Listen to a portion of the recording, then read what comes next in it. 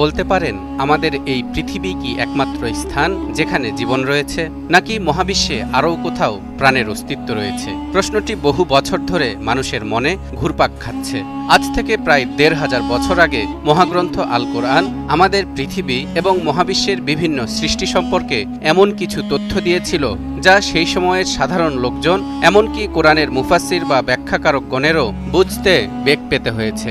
কিন্তু আধুনিক বিজ্ঞানীরা মহাকাশে ১০০ বিলিয়নেরও বেশি গ্যালাক্সি এবং একাধিক এক্সোপ্ল্যানেটের সন্ধান পেয়েছেন, যেগুলোর অবস্থান পৃথিবীর মতো হতে পারে। এর মধ্যে কিছু গ্রহে পানির উপস্থিতির কথাও তারা বেশ জোর দিয়ে বলছেন। কোরআনের দেয়া তথ্য মতে যেখানেই পানির উপস্থিতি সেখানেই প্রাণের সম্ভাবনা। তাহলে কি সত্যিই আমাদের পৃথিবী ছাড়া অন্য কোনো গ্রহে প্রাণের অস্তিত্ব আছে?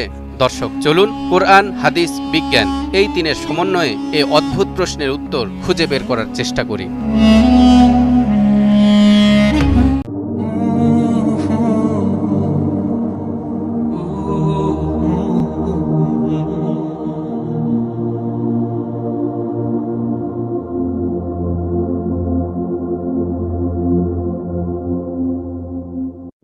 মহাবিশ্বের অন্যান্য অনেক গ্রহের তুলনায় ছোট পৃথিবী নামক আমাদের এই গ্রহটি প্রাণ প্রাচুর্যে ভরপুর। মানুষ ছাড়াও এই গ্রহে বিভিন্ন জীবের বসবাস রয়েছে, নানা বৈচিত্র্যময় প্রজাতি, যার মধ্যে নাম না জানা প্রাণীর সংখ্যাও কম নয়। বিজ্ঞানের অগ্রগতির সাথে সাথে আমরা জেনেছি এ বিশাল মহাবিশ্বে আমাদের গ্রহের বাইরে আরও অসংখ্য গ্রহ নক্ষত্রের উপস্থিতি রয়েছে। কিন্তু সেসব গ্রহে প্রাণের কোনো অস্তিত্ব আছে কি না তা নিয়ে এখন আর শুধু অনুমান আর কল্পকাহিনী নয়, বরং আধুনিক বিজ্ঞানীরা বেশ জোরে সোরে গবেষণায় নেমেছেন। বিশেষ করে আমাদের পৃথিবীর আকাশসীমানায় মাঝে মধ্যেই ভিন্নধর্মী কিছু উড়ন্ত যানের বিচরণ মহাকাশ বিজ্ঞানীদের এ নিয়ে গবেষণা করতে বাধ্য করেছে।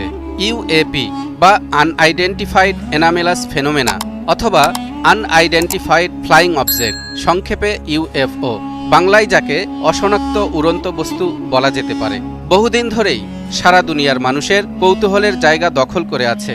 তাদের মতে ভিন গ্রহের প্রাণী, এলিয়েনদের বাহন এসব ইউএফও আর ইউএপি। এসব অশনাক্ত বস্তু পৃথিবীর মানুষের কতটা আগ্রহ দখল করে আছে তার প্রমাণ পাওয়া যায় এসব নিয়ে নির্মিত কার্টুন, ভিডিও গেমস আর ছবির তালিকা দেখলেই।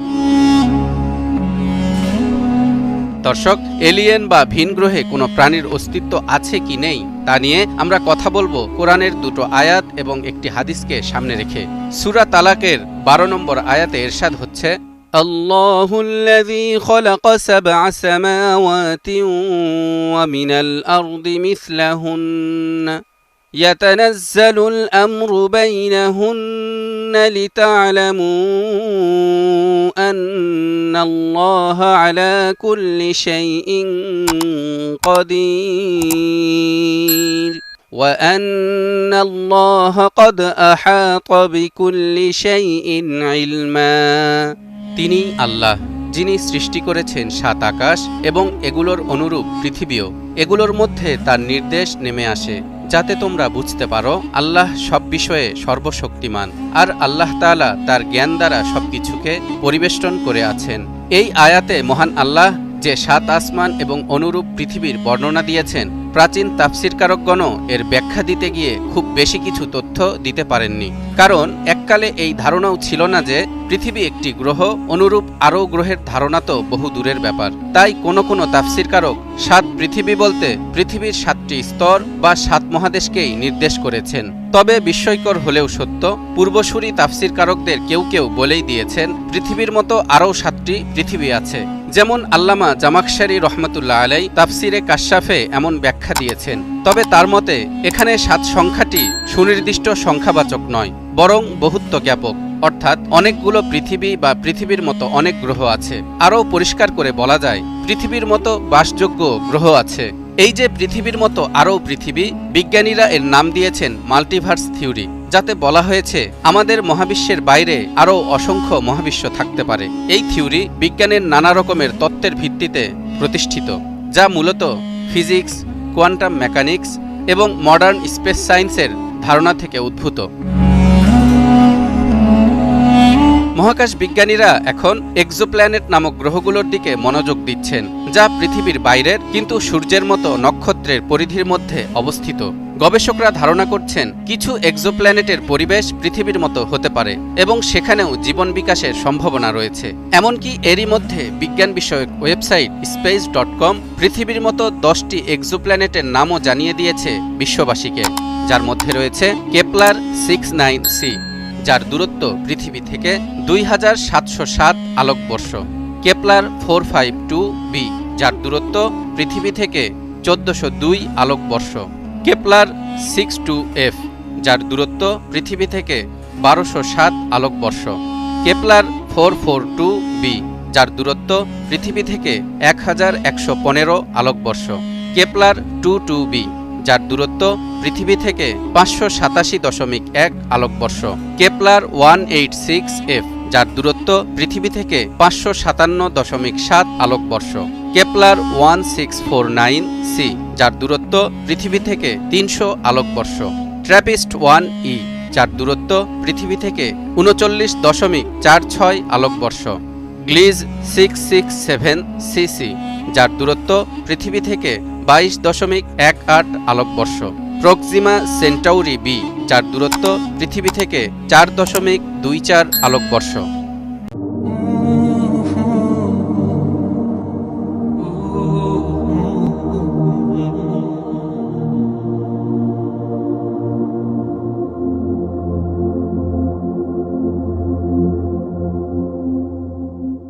দর্শক, এক আলোকবর্ষ মানে কত বছর জানেন? 946,000 কোটি কিলোমিটার। কাজেই পৃথিবী থেকে দূরত্ব অনেক বেশি হওয়ায় এই এক্সোপ্ল্যানেটগুলোতে প্রাণের অস্তিত্ব আছে কিনা তা নিয়ে এখনই কোনো তথ্য দিতে পারছেন না বিজ্ঞানীরা। তবে বর্তমানে পৃথিবী থেকে 142 মিলিয়ন কিলোমিটার দূরে অবস্থিত মঙ্গল গ্রহ নিয়ে প্রচুর গবেষণা হচ্ছে। এর কারণ, মঙ্গলে প্রাণের জন্য উপযুক্ত পরিবেশের কিছু আলামত পাওয়া গেছে, যেমন প্রাচীন জলাধারের প্রমাণ, কিছু মাইক্রোবিয়াল জীবন সম্ভাবনা, তাপমাত্রা ও চাপের কিছু সীমা যা কিছু জীবাণু টিকিয়ে রাখতে সক্ষম হতে পারে।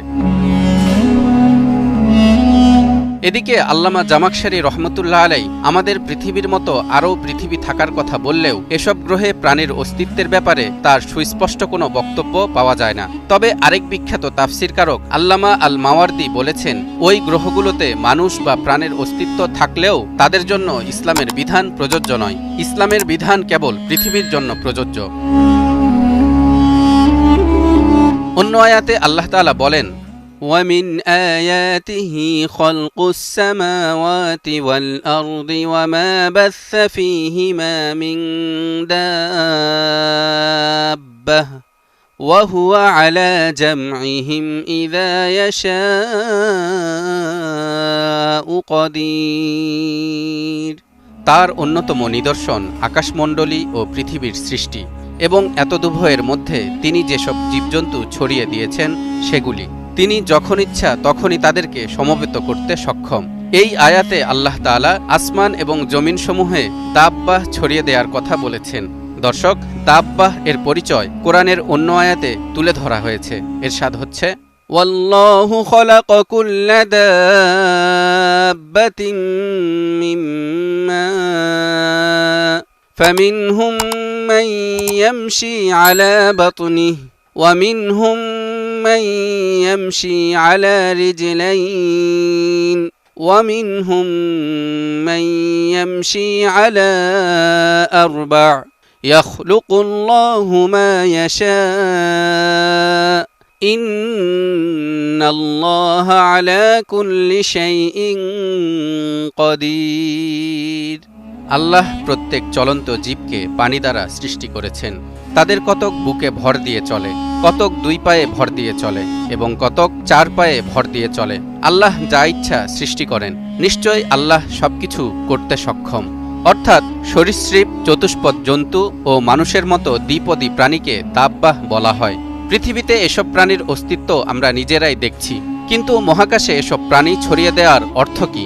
এর অর্থ নিশ্চয়ই এটা নয় বায়ুমণ্ডলে প্রাণী ছড়িয়ে দেয়া হয়েছে, বরং এর অর্থ হল আকাশমণ্ডলীতে অবস্থিত বিভিন্ন গ্রহে আল্লাহ তাআলা এসব প্রাণী ছড়িয়ে দিয়েছেন। কাজেই ভিন গ্রহে প্রাণের অস্তিত্বের সম্ভাবনার ব্যাপারে এটি অনেকটা সুস্পষ্ট একটি আয়াত। তাই অনেক মুফাসসির এটা স্বীকার করে বলেছেন পৃথিবীর বাইরে অন্য গ্রহে প্রাণী থাকতে পারে। তবে সাফওয়াতুত তাফাসিরে আল্লামা আলী আস-সাবুনি দৃঢ়তার সঙ্গে বলেছেন ভিন গ্রহে প্রাণী থাকলেও থাকতে পারে, কিন্তু মানুষ থাকবে না, বরং আল্লাহ দাব্বাহ বলতে যা বুঝিয়েছেন সে ধরনের অন্য কোনো প্রাণী থাকবে।